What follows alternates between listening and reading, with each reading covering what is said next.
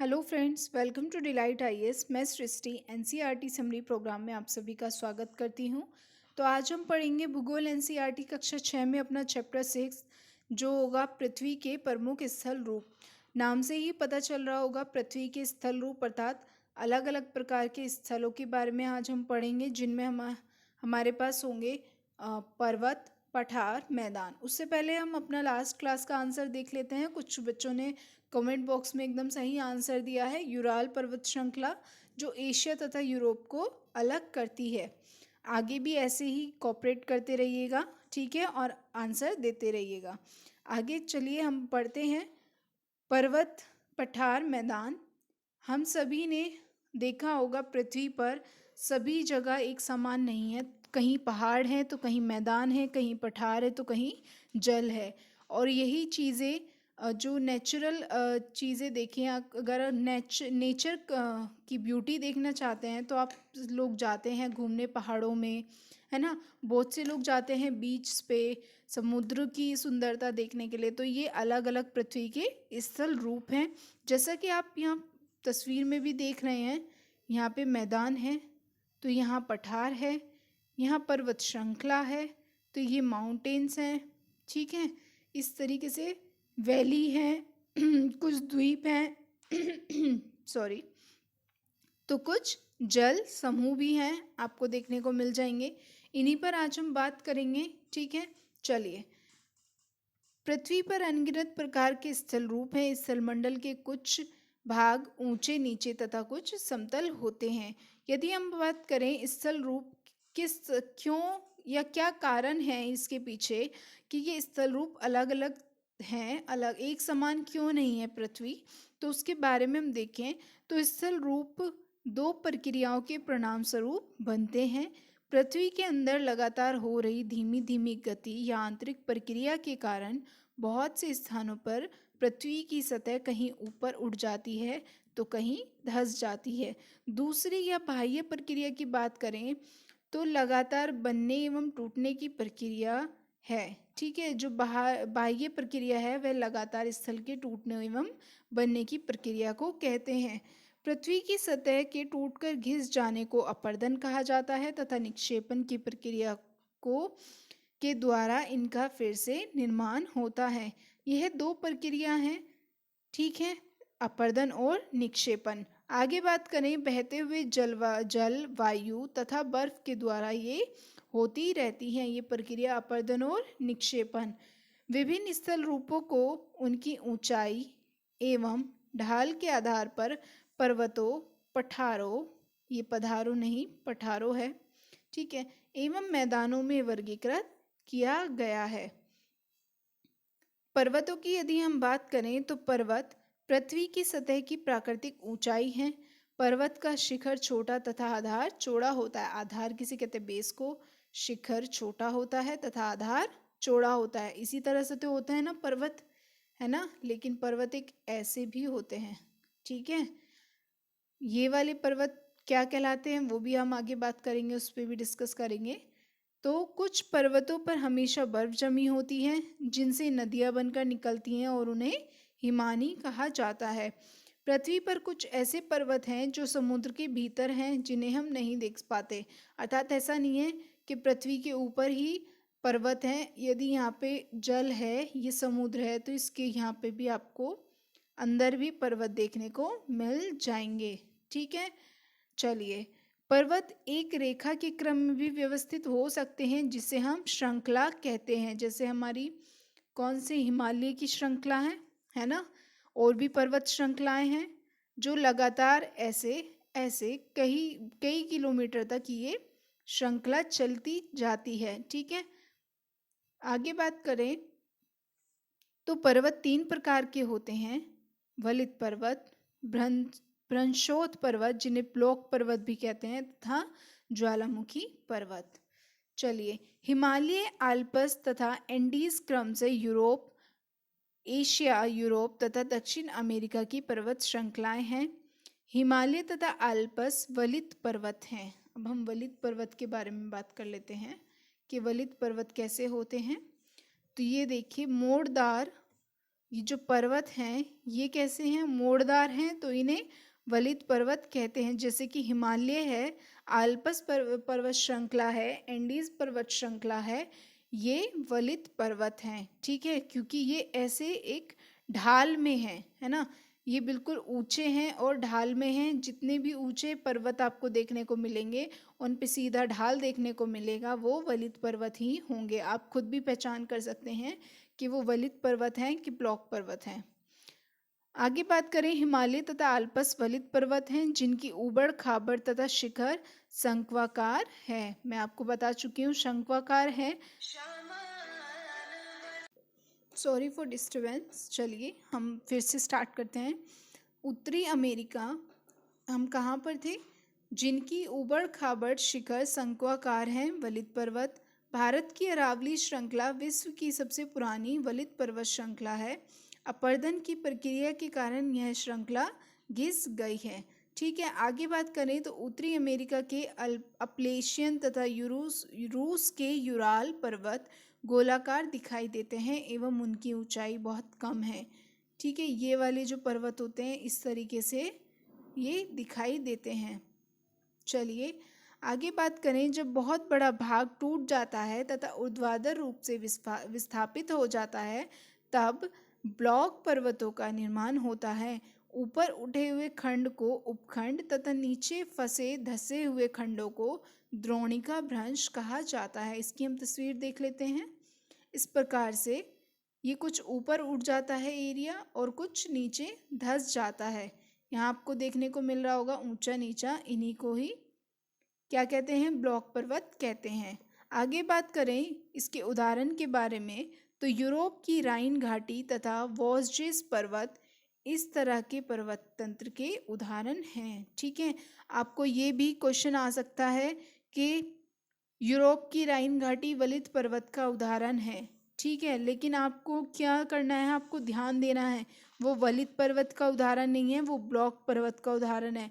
और आपको ऐसे भी दे सकता है कि आल्पस जो श्रेणी है, पर्वत श्रेणी, वो ब्लॉक पर्वत का उदाहरण है। किसी भी एक स्टेटमेंट में ये बात बोल दी और आप लोग ने वहाँ पे ध्यान नहीं दिया तो आपका क्वेश्चन गलत हो जाएगा। ठीक है, आगे बात करें ज्वालामुखी पर्वत की तो ज्वालामुखी क्रियाओं के कारण यह पर्वत बनते हैं।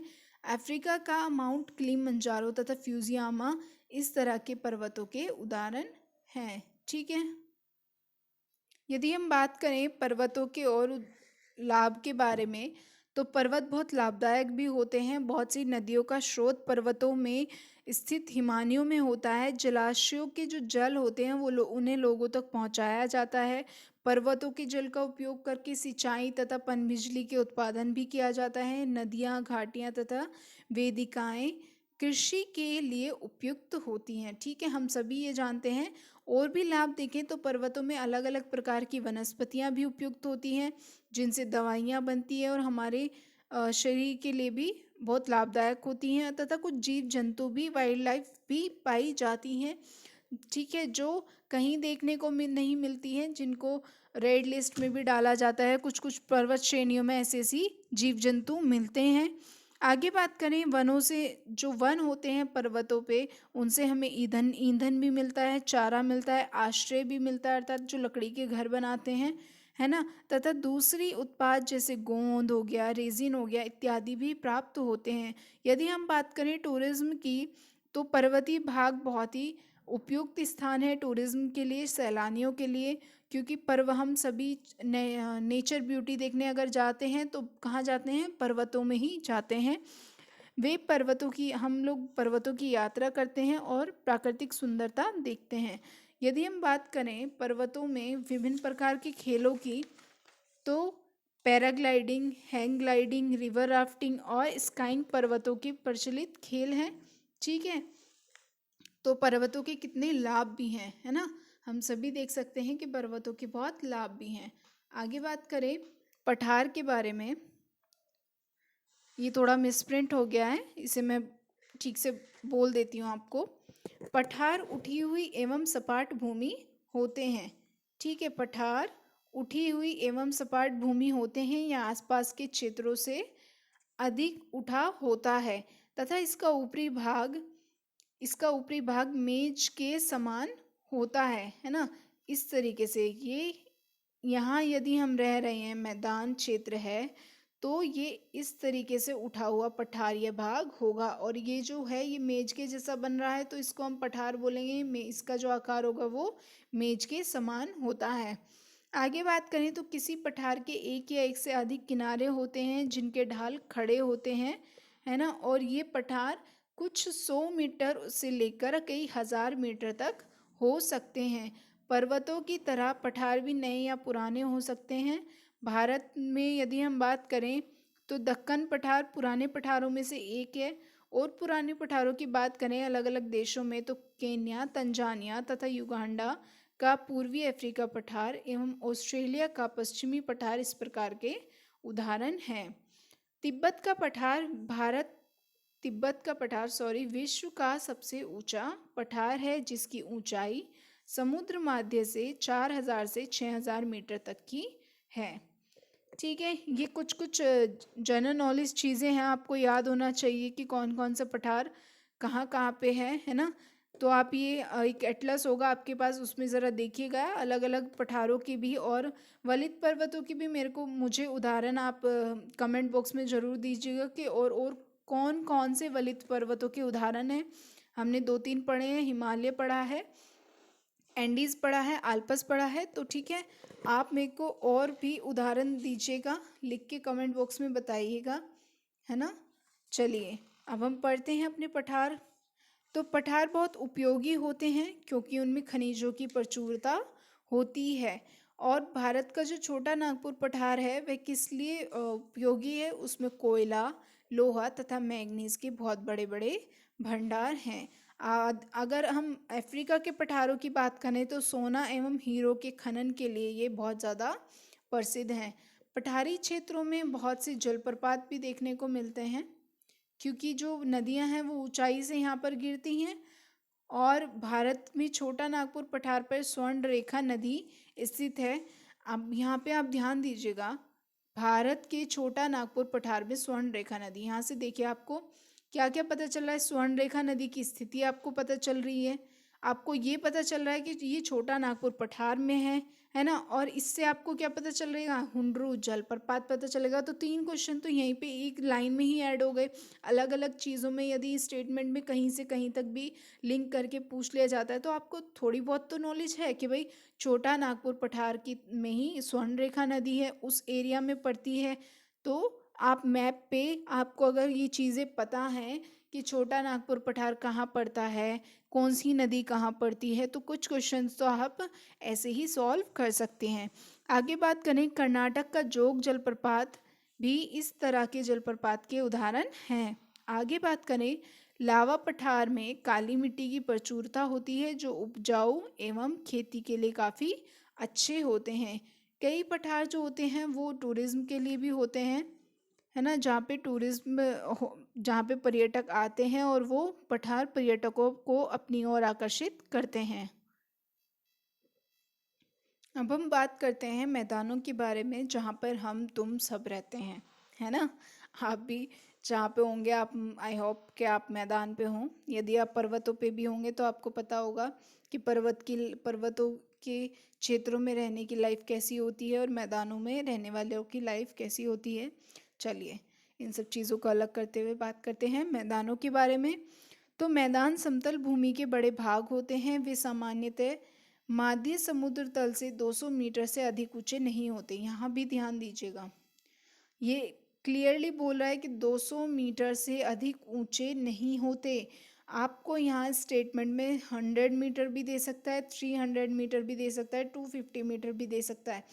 तो ये 250, 300, 100 दे तो वो गलत है। एग्जैक्ट 200 मीटर होते हैं या इससे कम भी हो सकते हैं, लेकिन इससे ज़्यादा नहीं हो सकते, है ना। आप 100 भी बोल सकते हैं कि 100 मीटर पे है तो भी वो समतल है, लेकिन 200 मीटर से ज़्यादा नहीं हो सकता, है ना। तो ये चीज़ें आप ध्यान दीजिए, छोटी छोटी चीज़ों से हमारे क्वेश्चंस बहुत गलत हो जाते हैं। ठीक है, आगे बात करें तो कुछ मैदान काफ़ी समतल होते हैं तथा कुछ उर्मिल तथा तारांकित भी हो सकते हैं। अधिकांश मैदान नदियों तथा उनकी सहायक नदियों द्वारा बने होते हैं।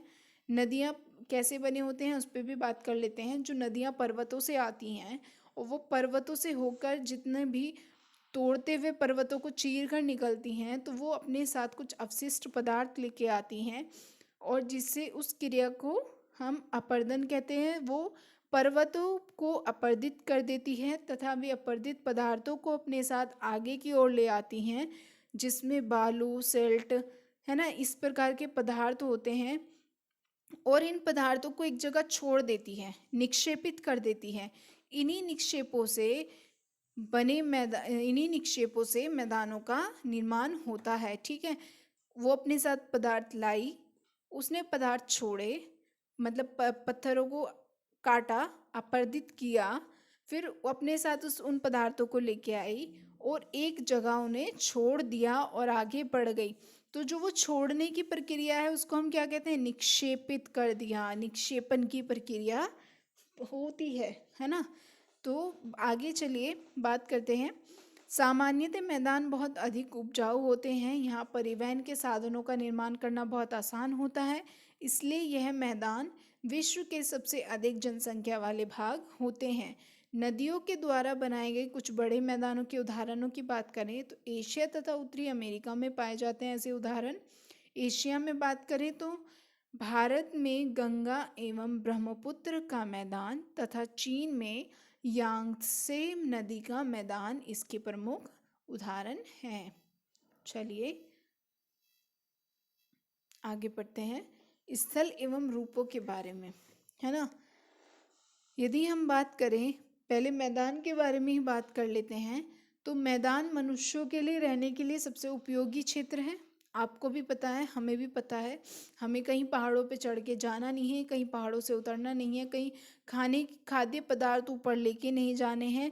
फसल उगानी है तो समतल मैदानों पे बहुत अच्छी फसलें उगती हैं। परिवहन होता है तो समतल मैदानों पे बहुत अच्छा परिवहन होता है ना। तो कुछ कुछ हर छोटी छोटी चीज़ें भी आप नोटिस करें तो मैदान बहुत ही उपयोगी हैं जीवन यापन के लिए। यहाँ जनसंख्या बहुत अधिक होती है क्योंकि यहाँ मकानों को बनाने तथा खेती करना बहुत ही सरल होता है कंपेयर टू पर्वतीय क्षेत्र। ठीक है, उपजाऊ मिट्टी भी यहाँ पर बहुत अच्छी होती है जो खेती के लिए उपयुक्त होती है ना। आगे बात करें स्थल रूप के बारे में, तो जैसे जैसे स्थल रूपों में भिन्नता है वैसे वैसे ही वहाँ के लोगों के रहन सहन में भी भिन्नता है। स्थल रूपों की विभिन्नता के अनुरूप ही मानव विभिन्न प्रकार से जीवन यापन करते हैं। पर्वतीय क्षेत्रों का जीवन कठिन होता है, मैदानी क्षेत्रों का जीवन पर्वतीय क्षेत्रों की तुलना में सरल होता है। मैदानों में फसलें उगाना, घर बनाना या सड़कें बनाना पर्वतीय क्षेत्र की तुलना में थोड़ा कह सकते हैं कि तुलना में अधिक आसान होता है। विभिन्न प्रकार के स्थल रूपों पर रहने वाले कुछ लोगों के रहन सहन तरीकों में भी कुछ अंतर होता है ना। और इन अंतरों को यदि आप बता सके तो प्लीज़ कमेंट बॉक्स में ज़रूर कुछ अंतर बताइएगा। कुछ चीज़ें मैंने भी आपको बताई हैं, कुछ अगर यदि आपको मैंने कुछ चीज़ें छोड़ दी हैं तो उसको आप ज़रूर कमेंट बॉक्स में लिखिएगा। आगे बात करें कि हम जल एवं स्थल को किस तरीके से उपयोग में ला सकते हैं, है ना। प्राय हम जो है स्थल का उपयोग गलत तरीके से करते हैं। जैसे कि हम जहाँ रहते हैं उपजाऊ भूमि पर हम मकानों का निर्माण करते हैं और इसी प्रकार हम यहाँ पे मैदानों पे क्या करते हैं, कूड़ा किसी भी भूमि पर या पानी में फेंक देते हैं जो कि इन्हें गंदा कर देता है ना। ये एक जनरल चीज़ें हैं जिनके बारे में हम बात करें। हमें प्रकृति ने इतना अच्छी चीज़ें दी हैं रहने के लिए, पर्वतीय क्षेत्र दिए हैं, मैदानी क्षेत्र दिए हैं, लेकिन हम लोग उनका क्या करते हैं, हम उनका मिसयूज़ करते हैं। मिसयूज़ भी करते हैं, ऊपर से हम उनको गंदा भी करते हैं, है ना। लेकिन हमें ऐसा नहीं करना चाहिए। हमें जो प्रकृति ने उपलब्ध भूमि दी है वह केवल हमारे ही उपयोग के लिए नहीं है। ठीक है, हमारी ये रिस्पॉन्सिबिलिटी बनती है कि हम उसे आगे आने वाली पीढ़ियों के लिए सुरक्षित रखें, है ना। आप सभी को पता है कि SDG गोल्स जो हैं 17 गोल्स हैं। आप उनके बारे में मेरे को प्लीज़ कमेंट बॉक्स में लिखिएगा कि कितने गोल्स हैं और किस किस गोल्स को क्या SDG फर्स्ट सेकंड थर्ड को किन किन चीज़ों के लिए लक्ष्य निर्धारित किया गया है उसके बारे में प्लीज़ लिखिएगा। अन्यथा मैं आपको नेक्स्ट क्लास में बताऊंगी यदि आपने नहीं लिखा तो वो जो गोल्स हैं वो भी पृथ्वी को सुरक्षित रखने के लिए, आने वाली पीढ़ी को हम पृथ्वी को उनके हाथों में सौंप के जाएं, सुरक्षित तरीके से उनको दे के जाएं, तो ये हमारी ही जिम्मेदारी है, हमारा ही कर्तव्य है। ठीक है, चलिए आज की क्लास हम यहीं ख़त्म करते हैं। आज का हमारा क्वेश्चन है, हिमालय पर्वत श्रृंखला किसका उदाहरण है? ये चीज़ मैं आपको रिपीट रिपीट रिपीट करती रही हूँ पूरी क्लास में, तो इसका आंसर ज़रूर कमेंट बॉक्स में दीजिएगा। ठीक है, थैंक यू फॉर वॉचिंग। आप हमारा टेलीग्राम ज़रूर ज्वाइन कीजिए, चैनल डिलाइट आईएएस। ठीक है, वहाँ पे आपको इस क्लास की पीडीएफ भी मिलेगी और डेली क्विज भी देखने को मिलेंगे, और अलग जो टीचर अलग अलग सब्जेक्ट पढ़ा रहे हैं उनकी क्लासेस भी आपको वहीं पे मिल जाएगी। So thank you.